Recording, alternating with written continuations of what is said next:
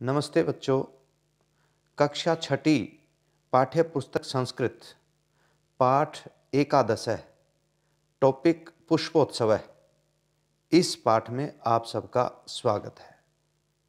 बच्चों, पुष्पोत्सव का अर्थ होता है फूलों का मेला।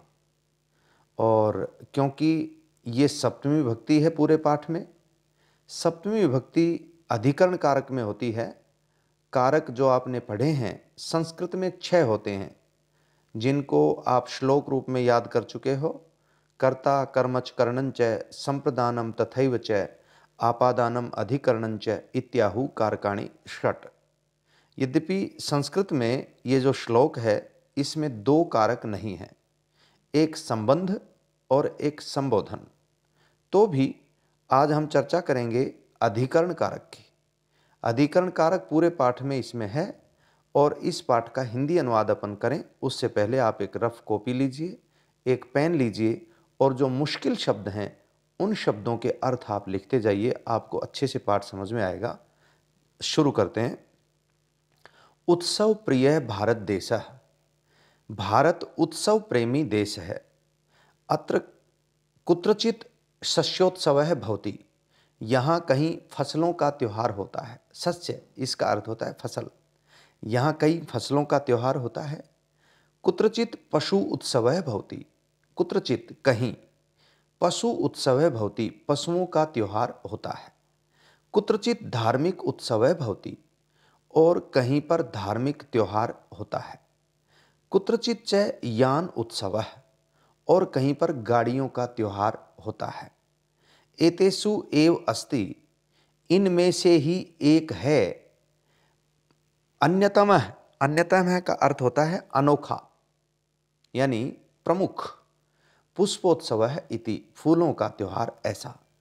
इनमें से ही एक अनोखा त्योहार होता है फूलों का त्योहार। फूल वालों की सैर इति नामना प्रसिद्ध है अस्ति, इस नाम से ये प्रसिद्ध है। इस त्योहार का नाम है फूल वालों की सैर। देहल्या मेहरौली क्षेत्रे, दिल्ली के मेहरौली के इलाके में, क्षेत्र का मतलब होता है इलाका। दिल्ली के यानी दिल्ली नगर के मेहरौली के क्षेत्र में अक्टूबर मासे, अक्टूबर के महीने में अस्य आयोजनम भवति, इसका आयोजन होता है। अस्मिन् अवसरे, इसी अवसर पर, तत्र वहाँ बहुविधानि पुष्पाणि दृश्यन्ते, बहुत प्रकार के फूल देखे जाते हैं। परम प्रमुखम आकर्षणम तो, परंतु मुख्य आकर्षण तो अस्ति है पुष्प निर्मितानि व्यजनानि, फूलों के द्वारा बनाए गए पंखे। व्यजनानि मानी बहुत सारे पंखे। पंखे आप समझते हैं जिससे गर्मी में हवा की जाती है, उसको व्यजन बोलते हैं संस्कृत में। व्यजन, व्यजनम, व्यजने, व्यजनानि, बहुत सारे पंखे। जनः एतानि पुष्प व्यजनानि, लोग इन फूलों के पंखों को योगमाया मंदिरे, योगमाया मंदिर में बख्तियार काकी इत्यस्य समाधि स्थले, बख्तियार काकी इस प्रकार की समाधि के स्थल पर, च मानी और, अर्पयंती मानी चढ़ाते हैं। लोग इन फूलों के पंखों को योगमाया मंदिर में बख्तियार काकी की समाधि पर चढ़ाते हैं। केचन पाटल पुष्पई निर्मितानि, और केचन, केचन का अर्थ होता है कुछ, पाटल पुष्पई निर्मितानि, पाटल पुष्प मतलब गुलाब के फूलों से, निर्मितानि मानी बने हुए। केटन कर्णिकारई पुष्पई, केचन कुछ, कर्णिकारई पुष्पई, कर्णिका का अर्थ होता है कनेर, कनेर के फूलों से। अन्य जपा कुसुमई, और दूसरे, जपा कुसुम का अर्थ होता है गुड़हल, और दूसरे गुड़हल के फूलों से। अपरे मल्लिका पुष्पई, और दूसरे, मल्लिका मानी चमेली, और दूसरे चमेली के फूलों से। इतरे च गेंदा पुष्पई, और दूसरे लोग गेंदा के फूलों से निर्मितानि व्यजनानि नयंती। गेंदा पुष्पई, गेंदा के द्वारा बने गए, निर्मितानि बनाए गए, व्यजनानि, व्यजनानि मानी पंखों को, नयंती मानी ले जाते हैं चढ़ाने के लिए। तो आपने देखा इस पूरे पहरे में, पद्य में, सॉरी, ये जो आपका दो प्रकार का आपका गद्य और पद्य होता है, ये पद्य नहीं, ये गद्य है। पद्य में गाया जाता है, श्लोक होता है, कोई गीत होता है, कोई चौपाई होती है, दोहा होता है, सोरठा होता है, छंद लय स्वर होते हैं। और गद्य में इसी तरह से ये सब प्रस्ताव होते हैं, कहानी, कोई यात्रा और कोई इसी प्रकार का एक क्रम से चलने वाली चर्चा होती है। तो इस गद्य में आपने देखा कि इसमें विशेष प्रकार के फूलों के संस्कृत बताई गई है, फूलों की संस्कृत, जैसे पाटल पुष्प गुलाब का फूल, और कर्णिका पुष्प यानी कनेर का फूल, जपा कुसुम गुड़हल का फूल, मल्लिका पुष्प चमेली का फूल, गेंदा पुष्प गेंदे के फूल। इनसे निर्मितानि व्यजनानि बनाए गए पंखों को नयंती ले जाते हैं। अयम उत्सव है, यह त्योहार दिवसत्रयम यावत प्रचलति, 3 दिन तक चलता है। एतेषु दिवसेषु, इन दिनों में, पतंगानाम उड्डयनम, पतंगों का उड़ाना, विविधा क्रीड़ा, और अनेक प्रकार के खेल, मल्ल युद्धम च, और कुश्ती। मल्ल युद्धम का मतलब होता है कुश्ती। आजकल लोग खेल भूल गए, पुराने भारतीय खेल, कबड्डी, कुश्ती, ये हमारे भारतीय, मलखम, ये भी खेल होता था। एक लकड़ी होती थी, बड़ा गाड़ दिया जाता था ग्राउंड में, मैदान में, उसके ऊपर चढ़ते थे, उस पर आसन करते थे। ये भारतीय खेल है, मलखम, कुश्ती, कबड्डी। पहले हॉकी भी चलती थी, आजकल भी चलती है। तो कहता है अयम उत्सव है, यह उत्सव दिवसत्रयम यावत चलति, 3 दिनों तक चलता है।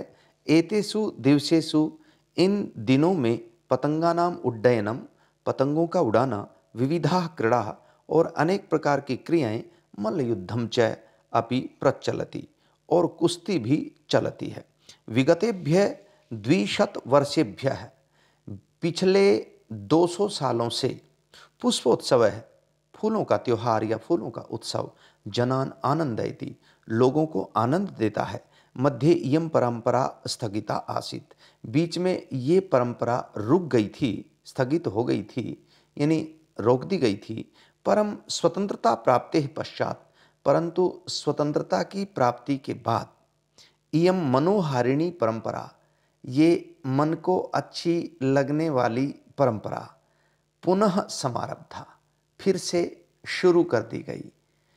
पुष्पोत्सव है, फूलों का उत्सव, अद्यापि, आज भी, सोल्लासम, खुशी सहित, सोत्साहम, और उत्साह सहित, च, और प्रचलति, चल रहा है, यानी लगता है। तो ये आज इस तरह से आपका पाठ का अनुवाद संपन्न हुआ। अब देखते हैं इसका अभ्यास। प्रथम जो प्रश्न है अभ्यास का, उसमें है वचन के अनुसार खाली स्थानों को भरना है। जैसे संस्कृत में आपने पहले 2 वचन पढ़े थे 5वीं कक्षा तक, छठी में अब 3 वचन हो गए, 3 लिंग हो गए, 3 पुरुष हो गए। तो जो अपने 3 वचन हैं, एक वचनम, द्विवचनम, बहुवचनम, उन तीनों वचनों के अनुसार इस खाली स्थान को भरना है। तो पहला है अवसरे, ऊपर दिया है यथा, एग्जाम्पल के तौर पर, मंदिरे एक वचनम के नीचे, द्विवचनम के नीचे मंदिरयोः, और बहुवचनम के नीचे मंदिरेषु। तो मंदिरे मंदिरो मंदिरयोः मंदिरेषु, ऐसे ही अवसरे अवसरयोः अवसरेषु, ऐसे ही स्थले स्थलयोः स्थलेषु, फिर दिवसे दिवसयोः दिवसेषु, क्षेत्रे क्षेत्रयोः क्षेत्रेषु, व्यजने व्यजनयोः व्यजनेषु, और पुष्पे पुष्पयोः पुष्पेषु। इस तरह ये पूरा पाठ आपका पहला जो प्रश्न है उसको संपन्न करता है। तो दूसरा प्रश्न है कोष्ठक केषु प्रदत्त शब्देषु, कोष्ठक में दिए गए शब्दों में, उपयुक्त विभक्तिम, ठीक ठीक विभक्ति को योजयित्वा, जोड़कर, रिक्त स्थानानि पूरयत, खाली स्थान भरो। दूसरे प्रश्न में क ख ग घ ङ और च, इस तरह से 6 पंक्तियां दी गई हैं। इन 6 पंक्तियों में पहला जो पंक्ति का खाली स्थान है वो उपयुक्त विभक्ति जोड़ करके भरना है। सारे ही इसी तरह से भरने। तो पहले को देखते हैं, खाली स्थान बहवः उत्सवाः भवन्ति, बहुत सारे उत्सव होते हैं। ब्रैकेट में कोष्ठक में दिए हैं दो, भारतम और भारते। तो यहाँ पर अब हम अपन क्या लिखेंगे, अपन लिखेंगे भारते। इसी तरह से खालिस्तान मीनाः वसंती, सरोवरे या सरोवरात, तो सरोवरे। इसी तरह से क्योंकि ये एक वचनम है इसलिए सरोवरे। उसके बाद में जनाः खालिस्तान पुष्पाणि अर्पयन्ति, मंदिरेणि या मंदिरे, तो मंदिरे। खगाः निवसन्ति, पक्षी लोग रहते हैं, नीडानी या नीडेषु, घोंसलों में या घोंसले में, तो नीडेषु, घोंसलों में, बहुवचनम। छात्राः प्रयोगम कुर्वन्ति, विद्यार्थी प्रयोग करते हैं, क्या, प्रयोगशालायाम या प्रयोगशालायाः, एक प्रयोगशाला का प्रयोग करते हैं या बहुत सारी प्रयोगशालाओं का, तो प्रयोगशालायाः। तो आगे है च, पुष्पाणि विकसन्ति, फूल खिलते हैं, उद्यानस्य या उद्याने, तो इसमें है उद्याने। प्रश्न 3, अधोलिखितानि पदानि आधृत्य, नीचे लिखे गए पदों का सहारा लेकर के सार्थकानि वाक्यानि रचयत, जो अर्थ सहित वाक्य हैं उनको बोलो, बनाओ। तो वानराः वनेषु तरन्ति, देखिए इसमें 3 भाग दे रखे हैं, एक भाग के नीचे 2, 4 और 5, इसी तरह से दूसरे भाग के नीचे 5, इसी तरह से तीसरे भाग के नीचे भी 5। ये अक्षर दिए हैं, इन अक्षरों को शब्द दिए हैं, इन शब्दों को जोड़ना है। तो पहला जुड़ेगा वानराः वृक्षेषु कूर्दन्ति, ऐसे जुड़ जाएंगे। दूसरा जुड़ेगा सिंहाः वनेषु गर्जन्ति। तीसरा मयूराः उद्याने नृत्यन्ति। चौथा मत्स्याः जले तरन्ति। पांचवा खगाः आकाशे उत्पतन्ति। और चौथा प्रश्न है, प्रश्नों के उत्तर लिखने हैं। जनाः पुष्प व्यजनानि कुत्र अर्पयन्ति, लोग फूलों के पंखे कहाँ चढ़ाते हैं, तो जनाः पुष्प व्यजनानि समाधि स्थले अर्पयन्ति। पुष्पोत्सवस्य आयोजनम कदा भवति, फूलों का उत्सव है, इसका आयोजन कब होता है, तो अक्टूबर मासे भवति। ऐसे ही गए भाग, अस्माकं भारत देशः कीदृशः अस्ति, अस्माकं भारत देशः उत्सव प्रियः अस्ति, पाठ में आया था। पुष्पोत्सव केन नामना प्रसिद्ध है अस्ति, पुष्पोत्सव किस नाम से प्रसिद्ध है, फूल वालों की सैर नामना प्रसिद्ध है अस्ति। मेहरौली क्षेत्रे कस्याः मंदिरम कस्य समाधि स्थलञ्च अस्ति, मेहरौली क्षेत्र में किसका मंदिर और किसका समाधि स्थल है, तो मेहरौली क्षेत्रे योगमाया मंदिरे बख्तियार काकी समाधि स्थलञ्च अस्ति। पांचवा प्रश्न, कोष्ठक में दिए गए शब्दों में उचित विभक्ति प्रयोग करके वाक्यों को पूरा करो। जैसे सरोवरे मीनाः सन्ति, तालाब में मछलियां हैं, तो मीनाः सन्ति सरोवरे, यहाँ पर सरोवर की जगह सरोवरे कर दिया। ऐसे ही कई भाग में शुरू करते हैं, कच्छपाः भरवन्ति, कोष्ठक में दिया है तड़ाग, तो तड़ागे। दूसरे में सैनिकाः सन्ति शिविरे, यानानि धावन्ति राजमार्गे, रत्नानि सन्ति धरायाम, बालाः क्रीडन्ति क्रीड़ा क्षेत्रे। और अंतिम प्रश्न है, मंजूषातः पदानि चित्वा, मंजूषा में से पदों को चुन करके खाली स्थान भरो। जैसे पुष्पेषु गंगायाम विद्यालय वृक्षेषु उद्यानेषु, ये पेटी में दिए हैं, इनमें से क ख ग गंगा में भरने हैं।